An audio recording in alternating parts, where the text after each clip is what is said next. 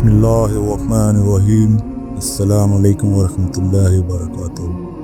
عزیز دوستو، میں آج آپ کو اپنی سیریز کی ایپیسوڈ 18 میں خوش آمدید کہتا ہوں۔ آج ہم بات کریں گے صلح حدیبیہ کے بارے جو 6 ہجری میں ہوا، اسلامی تاریخ کا ایک بہت اہم اور فیصلہ کن موڑ ثابت ہوا۔ اگرچہ یہ بظاہر مسلمانوں کے لیے غیر موافق معاہدہ لگتا تھا، لیکن بعد میں اس کے حیران کن نتائج سامنے آئے، جن میں فتح مکہ اور اسلام کی زبردست اشاعت شامل ہیں۔ 6 ہجری ذی القعدہ کا مہینہ میں نبی کریم صلی اللہ علیہ وآلہ وسلم نے خواب دیکھا کہ آپ صلی اللہ علیہ وآلہ وسلم اور صحابہ کرام مکہ میں داخل ہو رہے ہیں اور عمرہ ادا کر رہے ہیں۔ اس خواب کے بعد آپ صلی اللہ علیہ وآلہ وسلم نے 1500 صحابہ کرام رضی اللہ عنہم کے ساتھ بغیر کسی جنگی ارادے کے مکہ جانے کا فیصلہ کیا۔ صحابہ نے احرام باندھ لیے اور قربانی کے جانور بھی ساتھ رکھ لیے، تاکہ قریش کو یقین ہو جائے کہ مسلمان صرف عمرہ کے لیے آ رہے ہیں۔ جب قریش کو معلوم ہوا کہ مسلمان آ رہے ہیں، انہوں نے مسلمانوں کو مکہ میں داخل ہونے سے روکنے کا فیصلہ کیا۔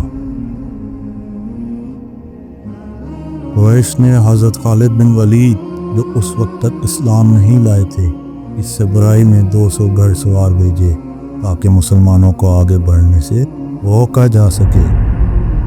نبی کریم صلی اللہ علیہ وسلم نے جب یہ سنا تو راستہ بدل کر حدیبیہ کے مقام پر قیام کیا۔ نبی کریم حضرت محمد مصطفیٰ صلی اللہ علیہ وآلہ وسلم نے قریش سے بات چیت کے لیے حضرت عثمان رضی اللہ تعالیٰ عنہ کو بھیجا، کیونکہ ان کے قبیلے بنو امیہ میں ان کے کئی حمایتی موجود تھے۔ قریش نے حضرت عثمان رضی اللہ تعالیٰ عنہ کو روک لیا اور افواہ پھیل گئی کہ انہیں شہید کر دیا جائے۔ نبی کریم صلی اللہ علیہ وسلم نے صحابہ کرام رضی اللہ تعالیٰ عنہم سے درخت کے نیچے بیعت لی کہ وہ آخری وقت تک لڑیں گے۔ یہ بیعت رضوان کہلائی اور اللہ تعالیٰ نے قرآن میں اس کا ذکر فرمایا ہے، جو کہ سورہ فتح آیت نمبر 18 میں ہے۔ اس کا ترجمہ: بے شک اللہ ان مومنوں سے راضی ہوا جنہوں نے درخت کے نیچے آپ سے بیعت کی۔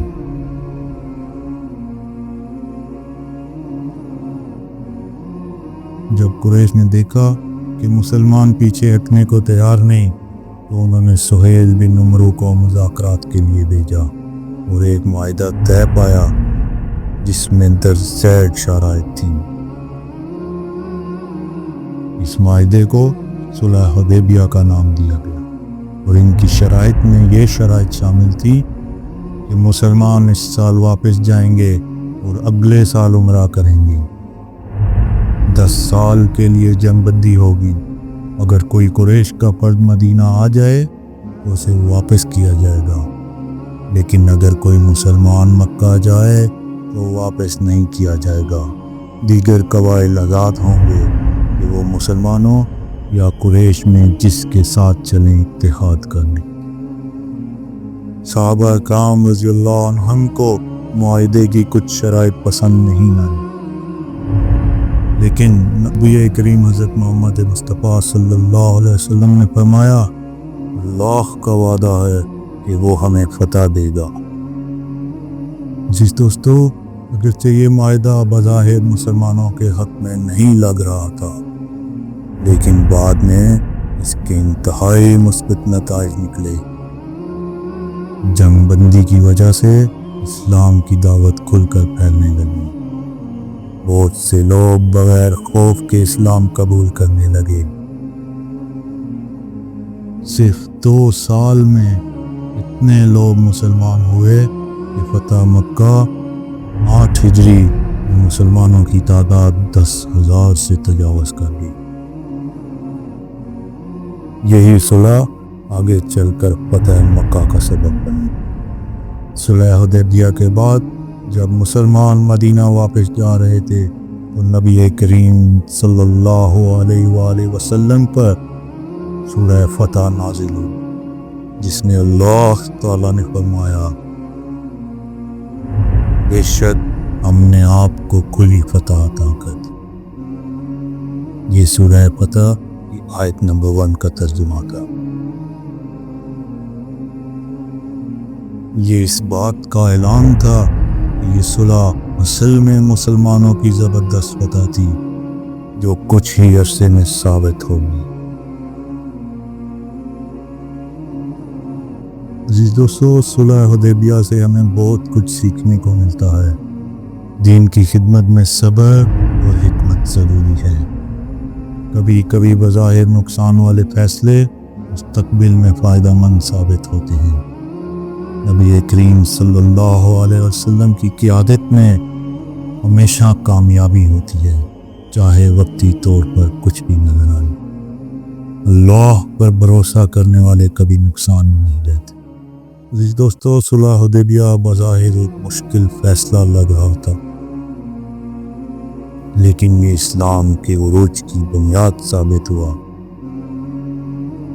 میں امید کرتا ہوں آپ کو یہ ویڈیو پسند آئی ہوگی۔